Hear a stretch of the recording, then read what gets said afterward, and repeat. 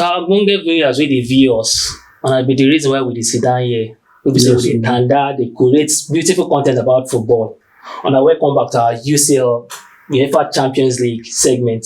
As you know, there will be the Champions League semi-finals going on next week, and the first fixture on Tuesday will be between Arsenal and PSG. Now, Coach Osas, Arsenal has locked, or they have locked, the second place in the EPL. Nobody they follow them dragon, so they don't qualify for next season Champions League. But if like say their form don't go down small, then draw last weekend to Crystal Palace. Or make a carry you go Ligue 1, that is French Ligue 1. What's in the happen for that league? A Farmers League. PSG don't win Ligue 1, they're vying for unbeaten. First time unbeaten in the season. So when they do that last game to Nantes or Nantes 1-1. Arsenal don't beat PSG this season for the league phase. They beat PSG 2-0. 2-0. We have injury concerns going into that game. Saka person matching ankle on the day of Crystal Palace. The coach removed him. Ateta brought him off, maybe for caution. No, not Crystal Palace. It's pushed down. Well, okay, was it Ipswich? Yes, 4-0. He didn't play against Crystal Palace. You're very correct. So he didn't play that game as well. Marcus Thuram too got injured in their game against Bayern. Yeah. So he missed the last league game, or the last two matches he has missed it. So Marcus Thuram is not in PSG. Oh, sorry. He's in Inter. Sorry. So PSG have no injury concern. But if you ask me, I don't know how to dissect this. If you want to look at the Champions League alone, I might not be wrong to say PSG has a better team. Some Arsenal fans might argue otherwise. But one thing I know for sure is Luis Enrique is a more experienced head or hand than Mikel Arteta. Mikel Arteta has never gone this far in the Champions League before. This is the second season in the Champions League. But talking about Enrique, who has taken Barcelona to win the treble. You're very correct. Win the league, win the Copa del Rey, and win the UEFA Champions League. Coach Spanish national team. Yes. He took them to World Cup. So experience-wise, in terms of tactical know-how and person who don't pay for the game, he has that more than Mikel Arteta.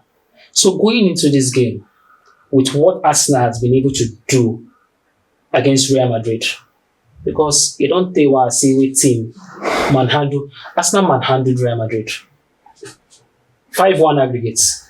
You know, switch me from mouth to the top this thing, but I am an analyst. I know go bring sentiment join them. Then beat Real Madrid well. So going by what they did to Real Madrid, do you think? Because let me tell you what I think. Arsenal they've done the hard parts by taking out Real Madrid, who happens to be the biggest side in Champions League history. And for me, every year Madrid is always a favorite to win the Champions League. So I'm setting the bar higher for Arsenal. He beats Real Madrid. Please go all the way and win it. What do you think in that fixture? You see, this is where you will. I would like. It's going to be a tough one. They almost play the same way. They knock the ball around. Yes, it's a good team. In possession, they are good. Both of them. Yeah. If Odegaard comes to the party on Tuesday, see the engine room of that Arsenal team. Yeah. Some people might disagree with me. It's unfortunate Sunday is not here. If he say he want to disagree with me because he doesn't believe in Odegaard, but I don't believe in him too. I see the work Odegaard does in that Arsenal team. If Odegaard comes to the party that day, Arsenal will play beautiful football. I'm coming. But PSG, full of galaxies of stars, young boys. Yes, young boys. Who are ready to create history for themselves. Yeah. And have experienced defense. Mind you, Arsenal, one of the experienced defenders is out. Gabriel. Yes. So the defense line is left for Saliba and And he has Kiwi. had 2 errors leading to goals in the last 2 games. God bless you. So, it's going to be a tough one for Arsenal. Champions League is a different ball game. It's not the Premiership. It's a different ball game. The way World Cup is a different ball game. Every competition is a different ball game. Yeah. This match, you asked me to come and analyze this Champions League. I think it had me to talk because that match is going to be explosive. That match is going to be explosive. Like what you just said. Look, Enrique resume. Look, Arteta's resume. 2 different resumes. Yeah. Enrique has been there. Arteta has not been there. True. If you look during their playing days, Yes. Enrique played for Madrid, Barcelona. even the national team. Yes, national team. I know during his playing day, he was a stubborn Very midfielder. stubborn player. You understand? So these 2 teams, guy had me because that match is going to be explosive. I will not stick my neck out for anybody. Yeah. Let the better side carries the day. As even going back to the Because as I'm talking, as you're analyzing it, I'm just I dey visualize the match. I dey see the match. In the inside of me, I dey see the match. I dey see the 2 teams they knock the ball around. yeah. I dey see the 2 teams they knock the ball around. Yes. So, and this is not preliminary. This is semi-final. Yeah. They are something at stake. Not in the preliminary. You say, okay, we don't lose this one, we'll win the next one. You lose it, you are out. So I don't want to say, God help me. Because It's too close to call it's too close to call. Because if you what Arsenal did against Madrid. and what PSG did against Liverpool, against Aston Villa, Yes. it's too close to call. Okay. But notwithstanding, Yeah.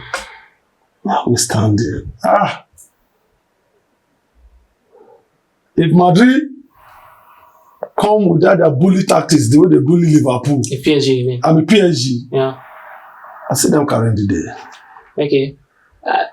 Before Arsenal fans come from my head, the Odegaard, why I say I don't believe in him, because I think this season he has been below par. His normal Since he levels. came back from injury. Yes, he has not been playing well. People were attributed to not having Bukayo Saka in the team.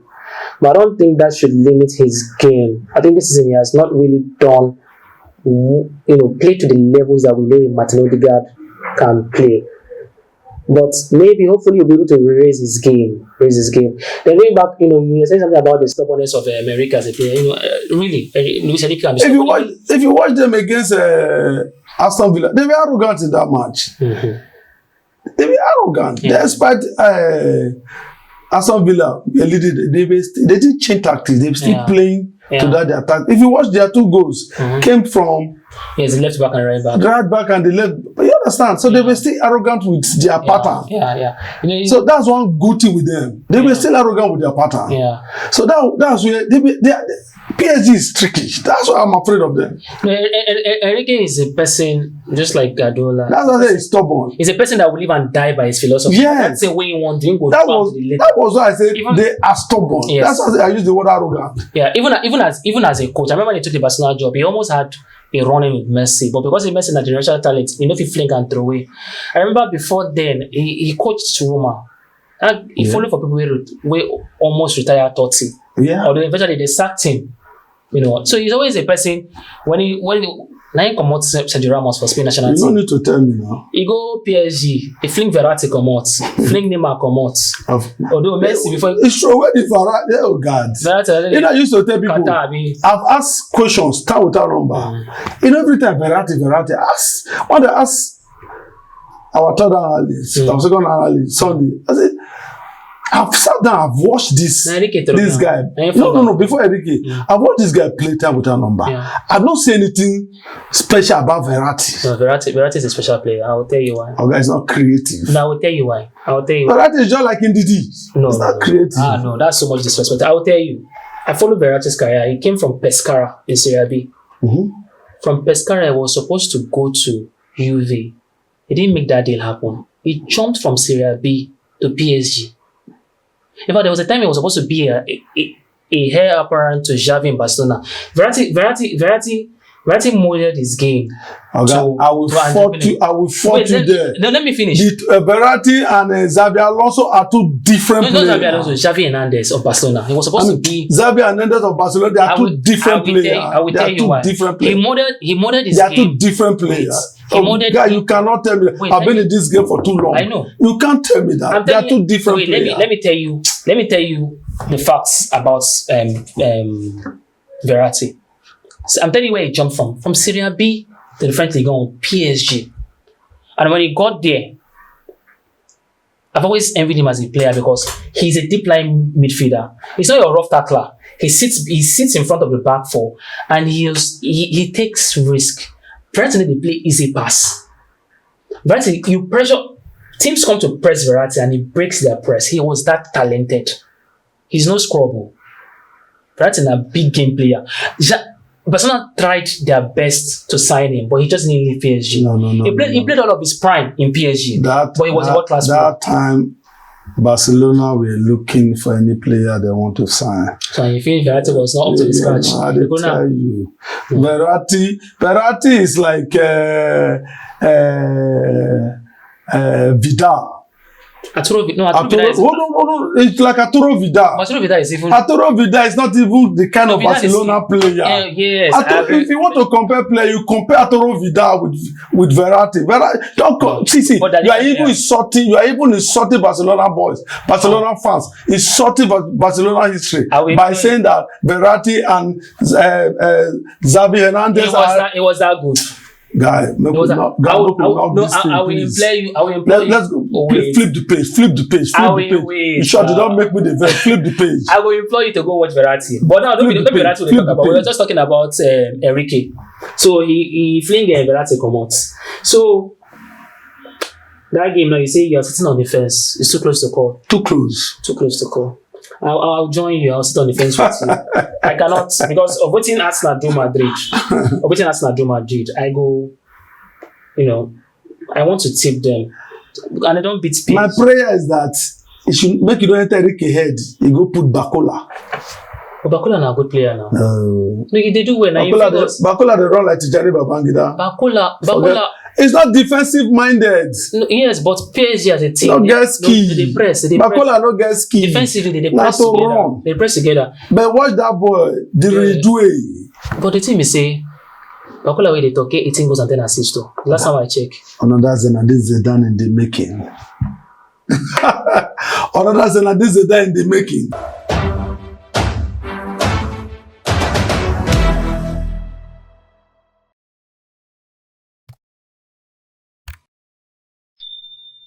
Okay, quickly, make I drag you into tactical chessboard. Player for player. If you look at Arsenal midfield and I'm looking at where the battles will be won and lost. So if we look at Arsenal midfield, Partey is suspended. So I don't even know who will replace Partey. He's suspended. So maybe Merino will drop to midfield. Maybe Pierre, Martin Odegaard, and Declan Rice. Now if we go to PSG midfield, they will play with Joao Neves. They play with Fabian Ruiz, and they will also play with Vitinha. That was the guy that replaced a very good player. Very good player. Those guys have control when it comes to midfield. You see, when you use the word control, you are even insulting the origin of football. They talk to ball. Fine. They command ball. So they talk to ball. They command ball. I look at midfield battle. You know what you mean by command? Yeah, they command ball. I they tell you. So their ball reception is to none. Yes. So those guys they play champions football. That is why I say I know if you stick my neck out. Okay, so it's too close to. So I'm not looking at where the key battles will be won and lost. So That midfield. It's the midfield. So who you think and the defense. Who you think go dominate that midfield now with those possible lineups? So I don't go. Definitely, it's going to be PSG. And I don't see any Arsenal boy when go match the PSG defense. That Paco and that Brazilian. Marquinhos. Then they have Hakimi when they play right back. No, Gigi Hakimi sometimes can be flat. Sometimes. If Bukayo Saka, they in form. No, Bukayo Saka will play against Nuno Mendes who shot out Mohamed Salah. Who bully Salah. Yes, he not shot him, he bully him. You understand? And Saka will say no feet now. This is going to be two battles of two black men. Yeah. You understand? So, man, PSG. This is a PSG has done the unthinkable. So I don't really want to put my head out. No matter how you press me. So me. you still want to sit on the face. Okay. Fair enough. So the second feature will happen, what will happen on Wednesday, 30th April, will be between FC Barcelona and the Nerazzurri of Inter Milan. Inter Milan are the best defensive side of the Champions League this year. Before their first leg against Bayern, they had already only conceded 3 goals. 3 goals. There's one way. 3 goals. There's just one formula to beat Barca. So before you begin to talk this formula, make I unpack everything we did for that fixture. Inter they play Roma this weekend. Okay. Which I believe physically will take its toll on them. Personally, they play Real Madrid tomorrow. These 2 games are going to be played tomorrow. Inter plays Roma in the Serie A fixture. Barcelona plays Real Madrid in the Copa del Rey. Physically, they would exert themselves going into that game. Now, going on to the Champions League, hopefully they all the players come out of that fixture unscathed. No injury worry. They all come out and come to the Champions League. Now, what I want to make you really talk on, the tactical battle. We know Barcelona is their default formation. Any coach will come there, most times they play 4-3-3. Hansi Flick don't retain that 4-3-3. And he has also come... It's a tradition. Yes. He has also introduced something to Barcelona that they are the side that has caught the opposing teams more in offside. There was a time before they played Madrid in the first Clasico, I think they had 78 offsides for them. Like, or should I use the word against? I would say they're always playing a high line. So teams are always running into offside. But we're talking about a Simone Inzaghi side that is well put and drilled, that plays with a 3-5-2. A 3-5-2. Solid core of 3. Solid core of 3 in the midfield and two wing backs and 2 up front, although Marcos Thuram will be missing. In that game for Barcelona, most likely Lewandowski will be missing. So, tactically, where do you think this will be won and lost? We are not the coach. We don't have news about them, about Thuram and Lewandowski. You see, it's only one formula to beat Barca. I don't want to talk much about Barca. Okay. Just one formula. Okay. If Inzaghi is listening to this podcast, only one formula, which I have said time without number, on camera, off camera. Yeah. You bully Barca. If you don't bully Barca, you will not get a good result. Barca, we must put players who are fit. And physical. Fit and physical, man to man. Like Sunday will always say, he said he doesn't want to use the word bully. He wants to look them face to face. You have to bully Barca. If you don't bully Barca, you will never have a good result. You have to bully Barca. If you look people that have beaten Barca, they have to bully Barca. If you don't bully Barca for 90 minutes, you will not get a good result. You don't have anything no formula to beat Barca. It's bullying. You have to bully them. See, let's forget paper. Let's forget what paper say. Let's forget those analysts that will carry pen and paper and tell you 18 shots, this and that. One formula. Chelsea have used it. Inter Milan have used it. And the team paid them. They've succeeded with it. Bully them. You have to bully them. Look their last match. Yeah. Dortmund bullied them. And they got 3 goals. And you ask yourself, where was Dortmund in the first leg? Yeah. Even Benfica, this girl from Portugal, forgotten. If you watch the first 15 minutes, first 45 minutes, the first leg, they were leading 3-1 because they bullied them. Yeah. But they went to sleep. and they allowed Barcelona to come to the game. Yeah. And they won that match 4-3. 5-4. 5-4, something like. You have to bully Barca. Yeah. That's the only way. You have to bully Barca. Okay. There's no remedy. If you come to good ball control, they get skillful players, they get everything. The only thing I will say Barca does not have for them now is the goalkeeper. They went to Chesney rejected stuff from Juve. No, he's not rejected. He retired from Juve. From Juve. They were no keeper, so they have to force him out of retirement. Yeah, but he has done well for them. Fine, I'm not telling you I've not done well. Yeah, he has done well. But what I'm trying to let you know is that only one formula to beat Barca. You have to bully Barca. Okay. And you have to take your chances. True. So you force them to play nonsense. That's how to bully them. You force them to play nonsense. Simone Inzaghi was a coach of Lazio before he took over. The Inter team has personnel that will do that job for them. If you look that defensive line, you look their midfield, Barella, the Turkish captain, Çalhanoğlu. You look Mkhitaryan. Then for wing back, Damian. No. The Damian and this Holland guy. Dumfries is injured. Dumfries is injured. Oh shit. So, but for the left hand side, they will either play DeMarco or Marcos. DeMarco is a very good player. Yes, no. A very good player. I know these guys are this right back. These two right back. Yes. So for Dumfries is injured. These are the right backs that I would like to have that overlap with. They play 100 and something minutes without getting tired. Yes. So that match is going to be a tough one. Guy, this is the semi-final. I agree with you. There's no pushover in semi-final. This is semi-final. I will not stick my leg. If I will stick my head out, I stick my head out for Inter. Yeah. Now, I want to take you back slightly because you used the word bully. Simone Inzaghi used to be the coach of Lazio before he took the job of Inter Milan. He's a strong believer of the 3-5-2 formation, but he plays good football.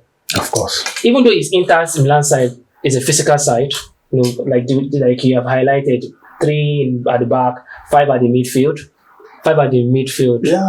and 2 up front. They still play good football. I know physical. And they have an attacker who is very stingy with the ball. He likes to score goal in every match. You mean Lautaro Martinez? Lautaro Martinez does not joke with goals. Incredible. So his philosophy is, I think, the hallmark of goals. He likes to score goals.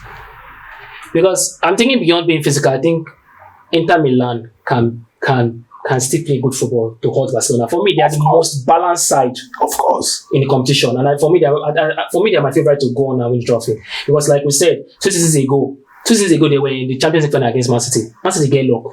And look at going through goals. Yeah. They were very lucky. They get luck for that match. I don't know how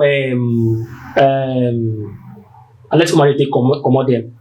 So for me, I think they have the tools to hurt Inter Milan.